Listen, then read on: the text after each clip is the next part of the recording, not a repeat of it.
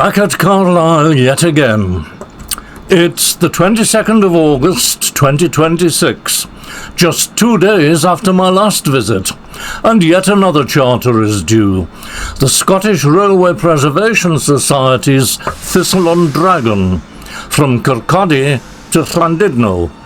Intended to be diesel-hauled, not a substitution because of the present steam ban. Using two iconic locomotives not often seen here in the border city. There's going to be a gap of almost 10 hours between the outward and return calls, so I think another trip out to the Tyne Valley is on the cards.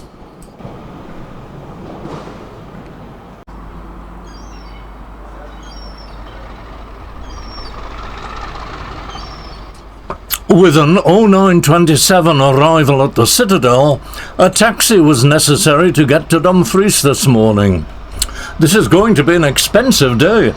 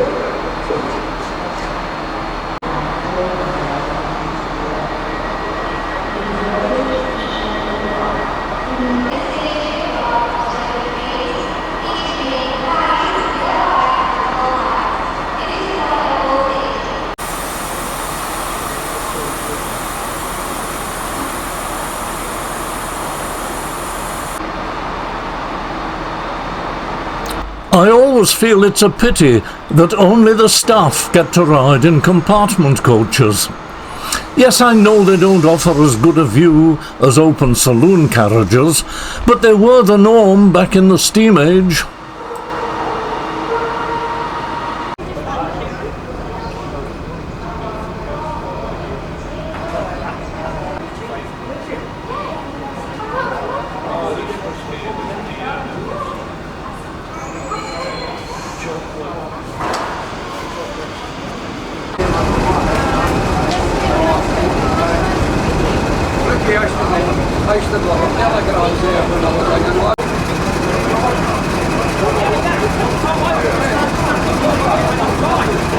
The splendid Class 50, built between 1967 and 68 to provide 100 miles per hour traction for the as yet unelectrified West Coast Main Line between Crewe and Glasgow.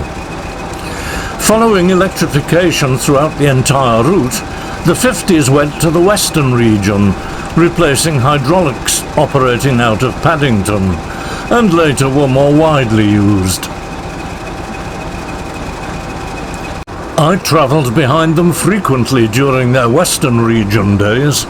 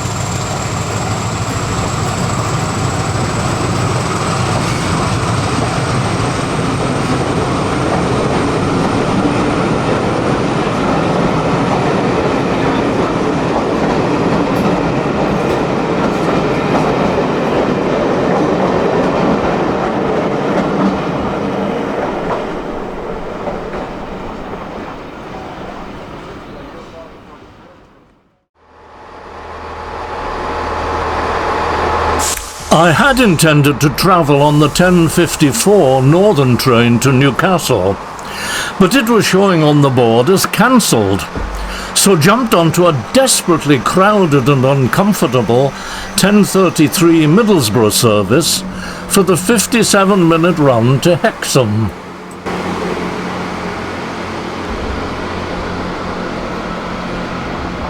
Guess what? The cancelled train arrived dead on time. However, my ongoing service was cancelled, and it only runs hourly. The day's schedule was going badly adrift.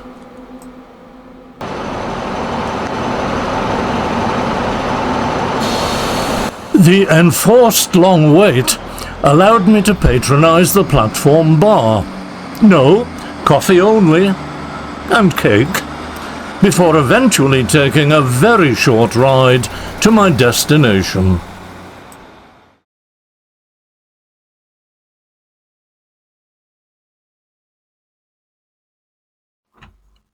Since leaving Carlisle, the line has made its way through quintessentially English countryside in the northern Pennines. A landscape of farms, tiny villages, ancient churches, countless foot and farm crossings requiring the driver to sound frequent loud warning blasts of his horn. Following the course of Hadrian's Wall, which dates from AD 122, and the River South Tyne, which, after Hexham, becomes simply the Tyne.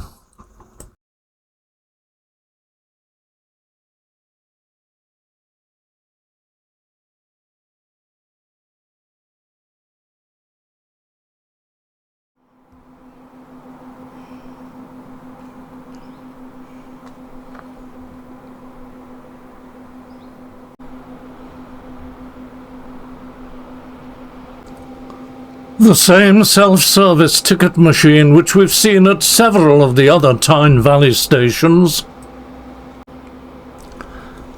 Bus stop shelters which somehow look much more attractive on a warm sunny day.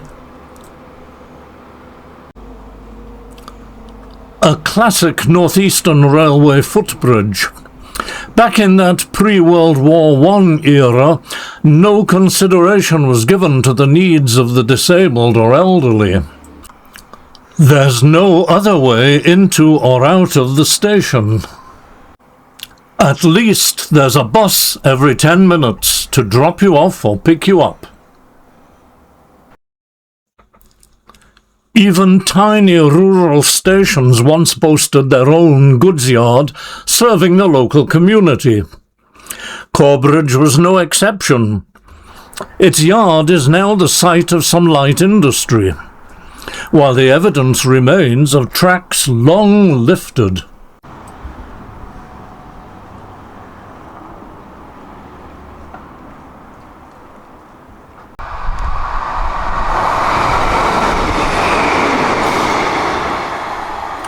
Of the 6 trains which pass every hour, 4 will speed through non-stop.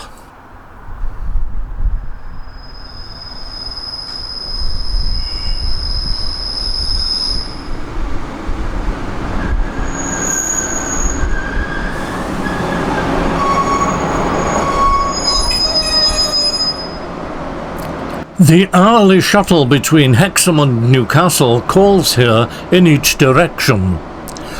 The enormous numbers being disgorged from this arrival from the big city on a sunny Saturday afternoon are presumably due to the cancellation of the previous train, the one I should have arrived on.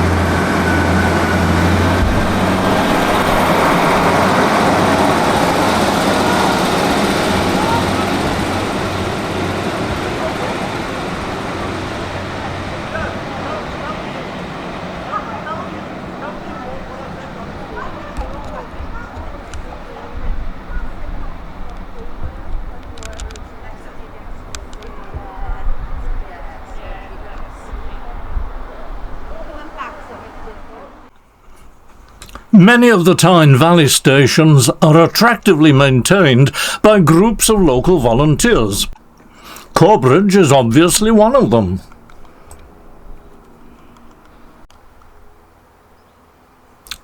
The signpost at the station exit spoke of the village of Corbridge, I think I'd call it a small town, being half a mile away. Time to pay a visit.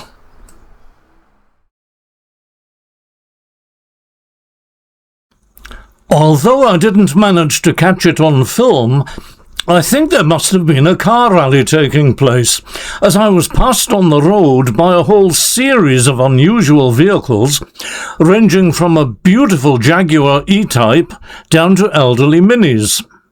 The car park at the edge of town was absolutely heaving.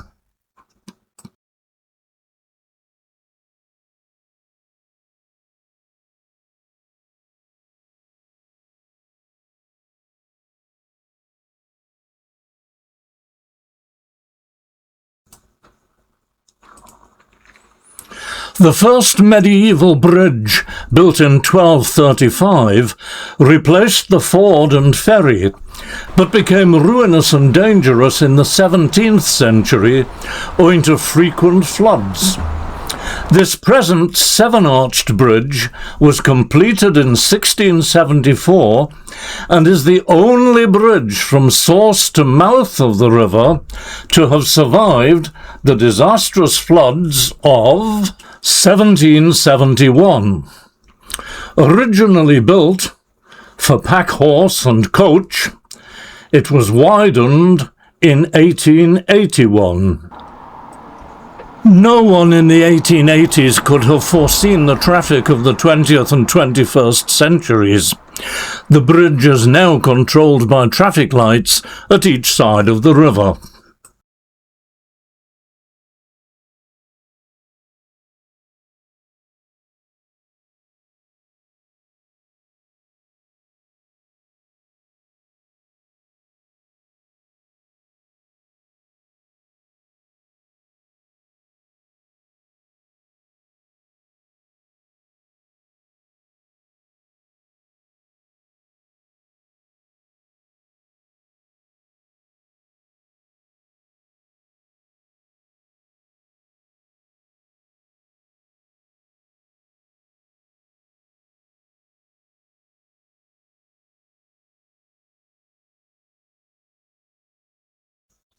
At the heart of the community is the Church of St. Andrew.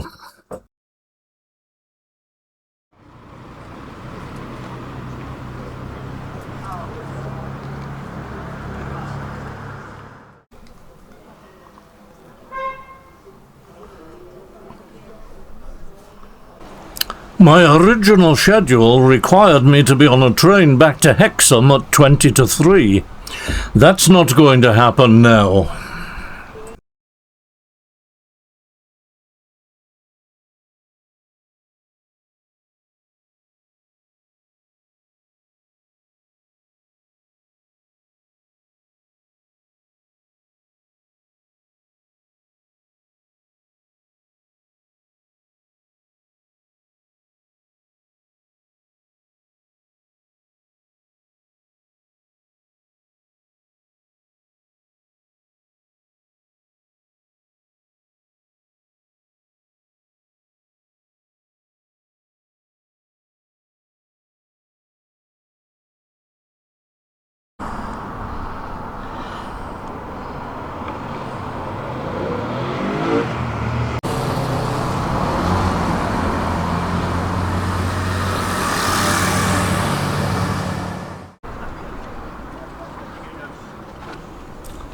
In an age when so many town centres are identical, occupied by the same chain stores or empty shops, Corbridge is refreshingly different.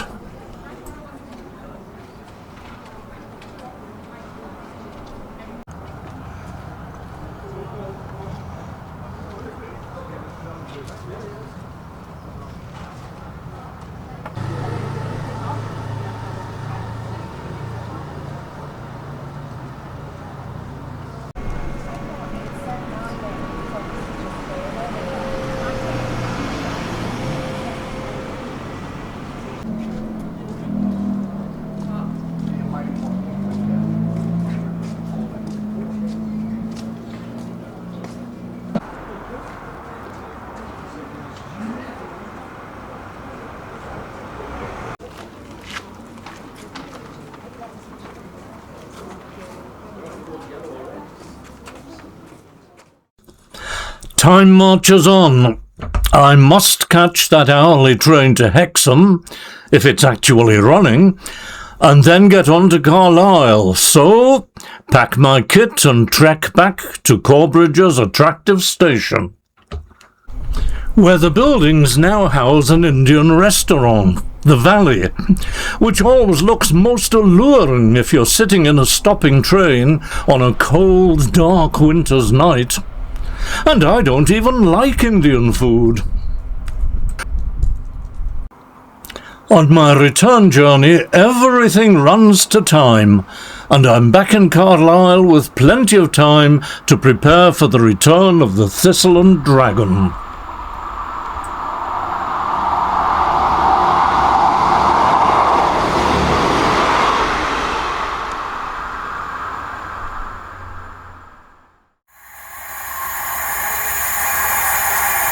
A 50 outbound, a 40 for the return.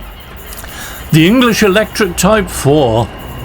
200 of them were built between 1958 and 1962, by which time they were already being replaced by more powerful machines. By 1985, all had been withdrawn from service.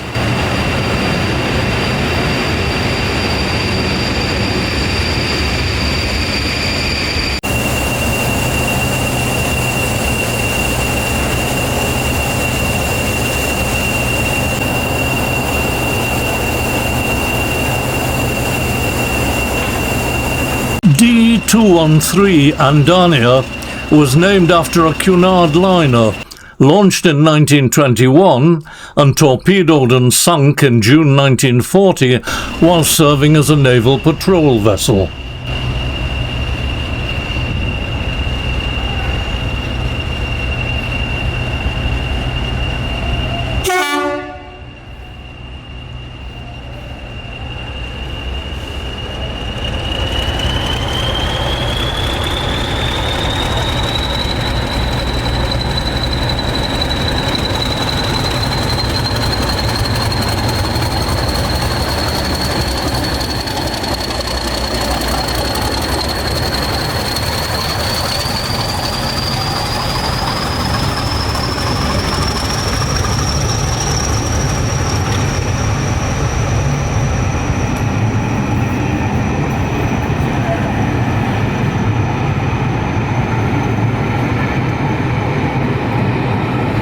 Let's wish this Andania better luck, as she heads off to Kirkcaldy and I head off to the Scot and Brassy.